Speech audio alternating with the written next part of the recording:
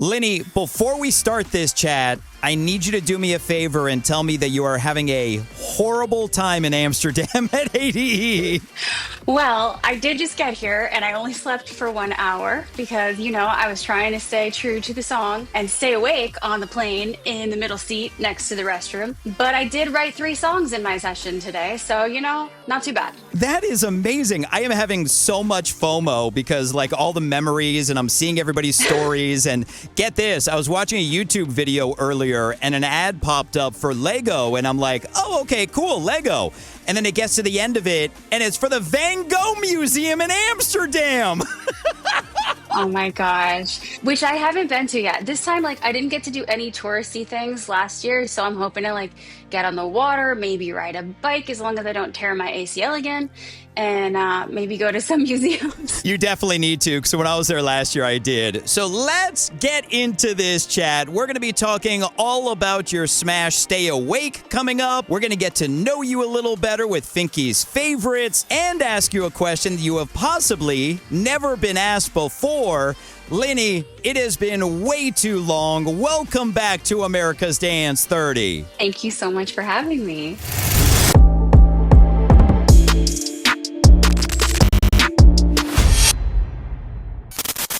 I can't thank you enough for carving out some time because I know you're dealing with the insanity of ADE right now. Speaking of Amsterdam, you mentioned that you've gotten no sleep and you went right into sessions.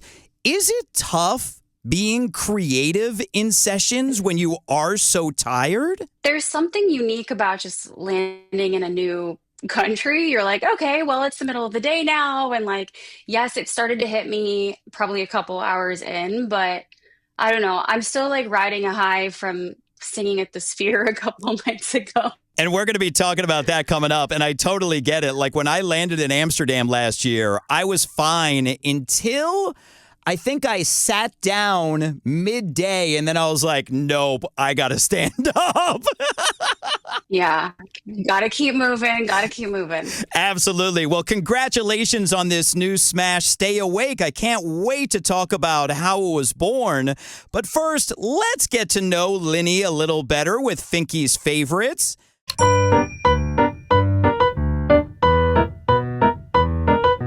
What is your favorite thing to do in Amsterdam? Honestly, just wander the cities. There's lights up already for the holidays. It's just so beautiful.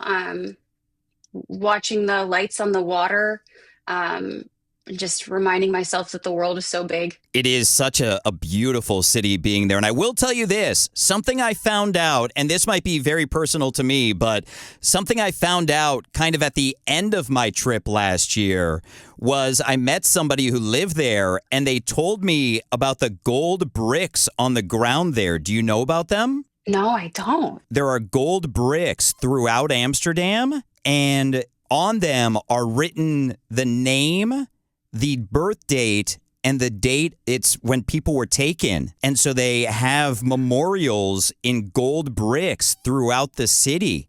It was one of the most powerful things I wish I had known when I first got there. Wow. Okay, I will have to keep an eye out for that. Thank you for letting me know. Yeah, absolutely. Now, you mentioned performing at the Sphere. It is so incredible. Congratulations about that. What was your favorite thing about performing there? Honestly, it was maybe the coolest venue. I mean, Red Rocks was very cool. I think, yeah, you were at the Red Rocks show. It just felt like I had my Taylor Swift moment. I was up on the 4-foot platform, the entire wraparound screen. I'd never been in the Sphere before. It was just larger than life.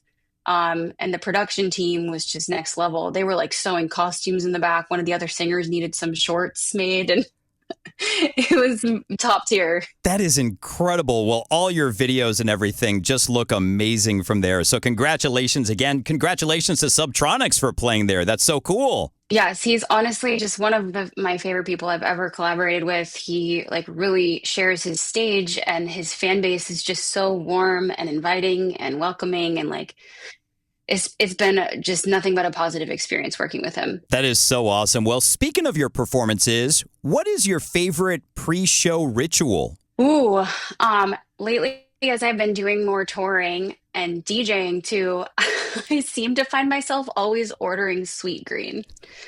Like, I order the harvest salad because I'm like, I have a sensitive stomach too, and I'm like gluten free, dairy free. So I'm like, I need to order this specific meal before the show. I totally get that because my stomach is so messed up too. And so before I am working at a gig or before I go on the radio, like I legit have the same order that I do every time because you don't want to take a chance. Oh no, my friends are like, you have to try something new in the city. I'm like, I'm all for that, but like not before I have to perform. Exactly. Now, you mentioned that you recently started DJing, which is incredible. What is your favorite thing about DJing as compared to singing? It's been interesting. I started DJing during COVID, but I didn't actually start playing like shows until this year. I did 11. I've opened for Steve Aoki for Laid Back Luke.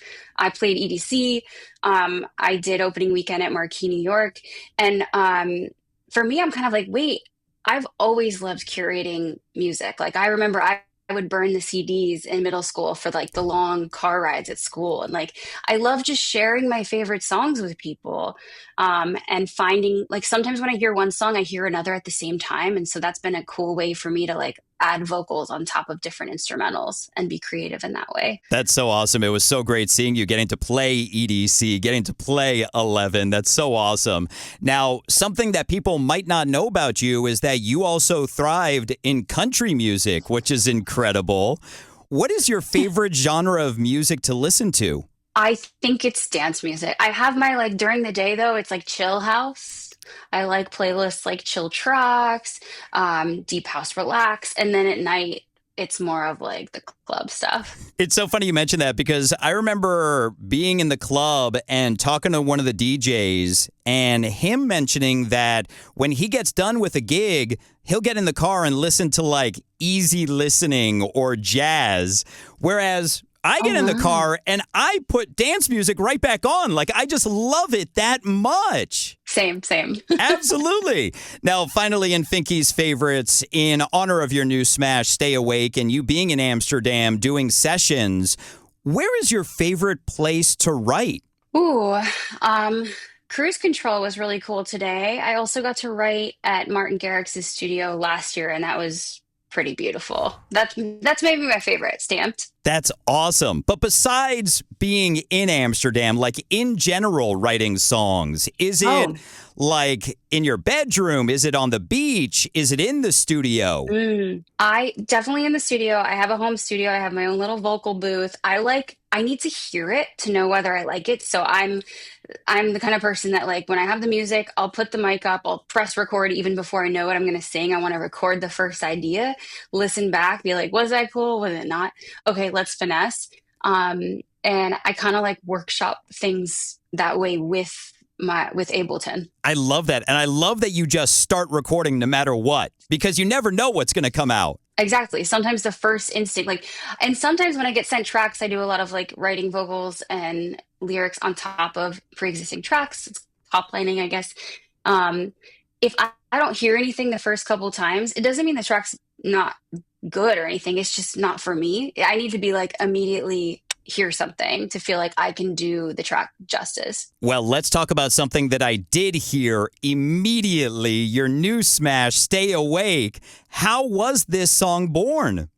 You know, I think there's actually something quite magical about the first time you write with someone. I've had that happen with a lot of my songs, and this was the first time writing with Ollie Green, who's written for probably everybody on the station. Tiesto, the Chainsmokers, Afrojack. It was our first session he was in from London. We had this piano idea. We kind of wanted to throw it back to what some people call like the golden era of dance music and have the melody reflect in the piano part and have it be something really memorable, like that sticks with you. That's so awesome. And how long ago did you guys start working on it? I think we wrote it in April or May. Oh, that was pretty recent. Holy So pretty crap. quick turnaround. Yeah. I have some songs that, have taken a couple years. So this was last spring of this year. Now, something I'd love to find out about songs is how many different versions there are from when you start working on it, all the tweaking that goes on to when you finally master it and put it out.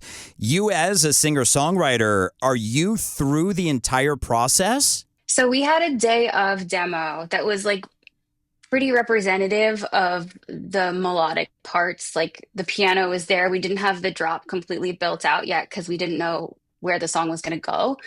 Um, and we had a first verse that we ended up cutting. We start with the chorus, we went to the second verse, and go back to the chorus. And fun fact, the verse is so low for me that after singing the really high chorus, I had to come back the next morning and record the verse first thing in the morning. Like when my voice was lower. Yeah. After like belting the chorus, I just like wasn't getting it when we were re-recording it. But yeah, I did re-record the vocals maybe like a month ago once we had the final production because I'm a perfectionist and I like making sure everything's really dialed in, like performance wise. But then we brought in another producer to help us finish it. And the whole process, like once we decided to put it out, I would say like happened really quickly in the last like month and a half. Now, when you're doing something like that with your vocals and having to change because of the range, does that make it tougher to perform live? That's interesting because I normally sing like very soft, which I love, but it makes it really hard to sing live because the clubs are so loud and like to preserve the quality of the vocal quiet like that is difficult. So honestly, like singing that belty massive chorus is a little bit easier in a loud club. Well, I can't wait to hear you performing it live. Congratulations on this new smash. Thank you so much. Now, before I let you go, I asked ChatGPT to give me a question that Linney has never been asked before. So I got to test this out, all right? Oh no, I'm scared. Okay. If your younger self was in this chat with us and could ask you any question, what do you think your younger self would ask you right now? Oh, okay. I think that, well, to preface that, I think that I was like a very shy kid who never felt like I really fit in, but I used music from a very young age to express myself, and it sort of like gave me the superpower to speak out about my feelings when I found it hard to speak up in class. And so I think maybe my younger self would ask, like, do you ever feel like you belong? Or like, did you find your place? Like, did you chase your dreams? Did you do it? And I feel like I would say yes. I would say that I am doing it, and I think it's been really cool. I went to a small school, but I've started receiving messages this past year of people being like, "Hey, I don't know if you remember me, but I was in your high school and I just heard you on the radio, and like you inspire me so much. Like you stuck with it." Like I got made fun of for wanting to sing and like chase my dreams, and people were like, "You didn't stop." And like I really admire that. I'm like, I feel like I've been waiting my whole life for these messages. But thank you. Oh my God, I love hearing that. And that makes my heart so happy because I was kind of in the same situation. I was bullied really badly as a kid. And I think that, just knowing that we've stuck on our path and created this life for us that we could be happy with, it's just amazing that we've been able to do that. So congratulations to you and your younger self. Thank you. Congrats to you. We're doing it. We're doing it. Linney, it always makes me so happy to see you, even if I'm not in Amsterdam. Thank you so much for your time with us on America's Dance 30. Thank you for having me.